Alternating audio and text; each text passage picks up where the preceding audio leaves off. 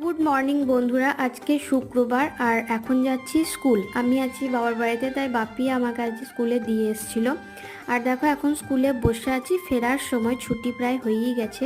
School থেকে বাড়ি এসে চান টান করে দেখো এখানে আমি শাকটা সিদ্ধ করতে বসেছি। আমি রান্না করিনি, কিন্তু মাই রান্না করবে। আমি শুধু এটা সিদ্ধ করতে বসেছিলাম, মা একটা কাজে ব্যস্ত ছিল বলে। আর এই যে দেখো আমার দিদা আর ওই যে আমার ঠাকুমা বসে বসে গল্প করছে। আর মা আজকে সব শাড়িগুলো রোদে দিয়েছিল আর আমাকে বলেছিল যে সব গুছিয়ে রেখে দিতে। আজকে আশ্বিন মাসের 3 তারিখ হয়ে গেল, তাও এত গরম। মানে সেই বৈশাখ জ্যৈষ্ঠ মাসে যেমন গরম থাকে তার থেকেও বেশি গরম, আর এত কড়া রোদ্দুর। দেখো আমাদের বাড়ির নতুন অতিথি, আমাদের এই ছোট্ট বাছুরটা, আর বাপি এখন এখানে গায়ে দোয়াচ্ছে। আর ও না খুব বদমাইশি করছে, মানে দুধটা যখন দোয়াচ্ছে তখন বদমাইশি করছে, কিন্তু নিজের বাছুরটাকে দেওয়ার সময় কিন্তু শান্তভাবে দুধ দিচ্ছে দেখো।